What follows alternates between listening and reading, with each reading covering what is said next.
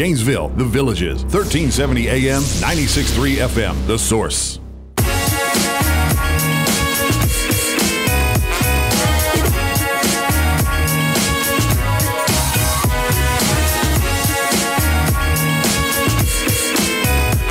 All right, this is one piece of bumper music we should really get rid of. This is one right here. Okay. Mike Bond is on the phone. We've had Mike with us before. I was reading his poems earlier today, and it was almost like listening to music that's more relaxing than this bumper music. Mike is the master of the existential thriller. He's an award-winning poet. He's a war and human rights journalist. He lived and worked in many remote and dangerous parts of the world. And his new book is very insightful, it's kind of relaxing, right? Poetry is an interesting thing. It has an effect on everybody differently. This one is called The Drum That Beats Within Us, poems by Mike Bond. Good morning, Mike. How you doing? Hi, I'm doing great, Larry. How are you? I'm okay. Where are you right now? I'm in Hawaii, and it's 6:25 in the morning. So, well, thank you for getting up early. And you just returned from France? Yes, that's right, Robin. I've been over in France, which is exactly on the opposite side of the planet from where I am right now. So, but it's as I was just saying to Robin, it's nice, if only by telephone, to have a link with Ocala. And you're part of the world, which is very dear to me. So is that right? Do you have a connection here? Yeah. Well, I have family in Florida, but I've been through Ocala and friends there way back in Marine Corps days and everything. And, nice. And it's a wonderful part of the world, and I love Central Florida. So I want to share what happens when I read poetry. What happened when I read your poetry this morning. It was almost like putting on a really relaxing record, if that makes sense. Do you have to get into that mood to write the poetry? I think so, Larry. It's very deep. It's very profound. Trying to understand the roots of existence, why we're here, what life is, what our real goals and duties are, and. I think I also write to try to encourage other people to write poetry, because I think we all should write poetry. Are we the magpie? Was one poem in there about the magpie? It was really a short poem, but at the end it said that all the changes took place because of the one biped. Is that what you call somebody with 2 feet? Is that us? Yeah. I mean, are we the magpie? Yeah, we're the biped that has ruled the world. Yeah. Yeah, 2 feet. And what the crow does in that poem is fly over cities and towns and looking at humans and realizing that this one little, or we are realizing this one little biped, us, has done it all, has changed a beautiful world into. Well, we still have pieces of wildness left, but not much. And that's what makes your book so outstanding. At times the poetry is very emotional because it is so reflective. Well, thank you, Robin. Yeah, I'm just trying to reach people and get us all to think about the deep things that really matter, not the superficial things. So when we dissect songs, and I define a song as words and music, so... But when we dissect them, we take away the music and we read the words. Sometimes it turns out that the lyricist is just not that great at this whole thing called poetry. And other times, it's almost as if the music made us not realize how great the words actually were. Do you shy away from people putting music to your words? Oh, heavens no. In fact, I've written a number of songs. I play the guitar as well, but I can't. Yeah, but no. And in fact, in my preface to the poetry book, I talk about the poetry's never had it so good, because so many extraordinary lyrics have been written in the last 50 years, song lyrics, that have great value as poetry. Even if, as you said, Larry, you take away the music. Yeah, sometimes it works and sometimes it doesn't. I was a big vinyl. I was a vinyl fan, and I used to love when the record publisher or whoever does that put the lyrics on the outside, and in the record store you could just read the words. You didn't have to even buy anything. Yeah, I mean, there's so many extraordinary pieces of music out there. Obviously, anything by Bob Dylan, but Pink Floyd, The Wall, and Comfortably Numb, all of that. Led Zeppelin, Guns N' Roses, November Rain, Sweet Child of Mine, two of the most beautiful poems in the English language. Hotel California, The Eagles, Bob Seger, Night Moves. These are all magnificent poems that have been set to music. Yeah. And what the music does is to help us to get deeper into the lyrics. But you also, it's not all about love. You also cross the threshold where there are dictators and not so nice events.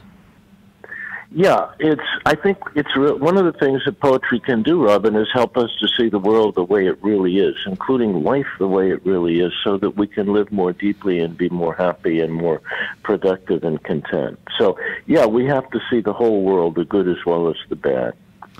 Do you know, we tend to rely on poetry for moments in our lives that we are marking. A wedding, for example, will use a verse or a poem in their wedding announcement.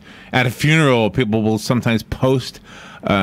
Post is now a modern word with social media, but I mean, like at the funeral home, there'll be a card with a poem on it. Sometimes it's from the Bible, and not always. But I think what you're showing us is that we shouldn't just use poetry at those times. We should. It should be part of our day or part of our life in general. I think you're right, Murray. I really do. And then what I would like to see us do is I think every person can write poetry. And the important thing, when you write, just write down what you feel for a moment, but don't bring the editor in. Don't try to critique it. And then read poetry too. The more that you read poetry, the more that your own poetry will have more meaning and cohesion. So, yeah, I think you're right. It's poetry can be a very valuable part of one's life. A little bit like I don't know, Zen or reflection or prayer. Poetry is a form of prayer, I suppose. And you don't need to have a formula to write a poem. No, you don't, Robin. I think all you need to do is to try to speak the truth. I love that. Yeah. Does the way that the text or the font falls on the page, is that, how do I ask this question? Is that by design? Is that done by design? Yes. Yeah, my publisher has a really fine book designer, and he has just done it with this poetry book, The Drum That Beats Within Us. He's done an extraordinary job, and sometimes with a shorter poem, just to have a lot of white space around it gives it a depth and immediacy as well. And the cover really reflects the feel of the book, I think, because we all knew the horrendousness that happened to the Native Americans, and using the buffalo or the bison is a great visual. Well, thank you. I appreciate that, Robin. And many of these poems are about a life in the Rocky Mountains and in Montana, where I lived for quite a while. And it's very vast and very rural, and the earth is still present. It's not all covered with roads and houses. So you get a sense of, it's been, millions of years, at least 2 million years since we came down from the trees and started walking around on the savannah.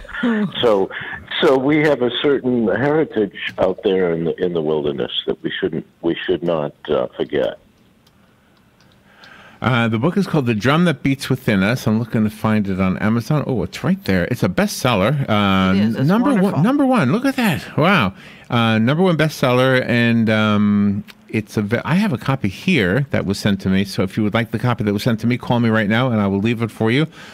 I found that, look at it, it's only $2.99 on Kindle. No, don't get the Kindle. Get the paperback. It's nice. It's nice to hold it, don't you think? I do.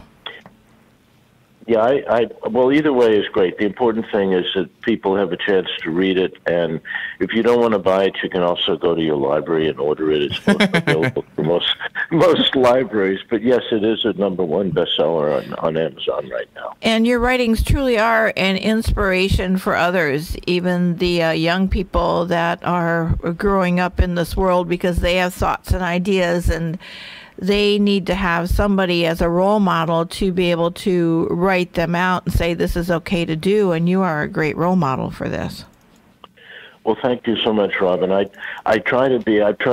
Every person on this planet is important. Everybody has deep feelings which are very valuable. And one of the things that we can do by writing poetry and reading poetry is get closer connected to these feelings that we have inside ourselves and find more community with others that way. Mm-hmm. So I think you're absolutely right. I think the poet gives us a way to say things in a more profound way than we might say them ourselves. Let me give the book away. Good morning. You've got the book. Who's this? Hi, this is Dee. Dee, you got the book. You know where we are, right? Thank you. You're welcome. Bye-bye. All right. Mike, thank you. Thank you for getting up early in Hawaii after a trip to France. Oh, my gosh. Thank you for writing the book also. It gave us some peace this morning. Thank you for being on the air. And were you able to leave before the bombing or after? I left before. No problem. But just in closing, I want to say thank you, Robin, and thank you, Larry, and thank you, WOCA, and everyone in the Ocala area. It's wonderful to be in contact, if only by phone. Oh, that's sweet of you to say. Thank you, Mike. Take care, guys. All right, we'll be right back. Bye-bye.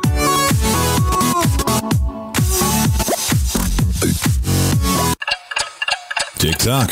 The days fly by, and we find tax season is upon us once again.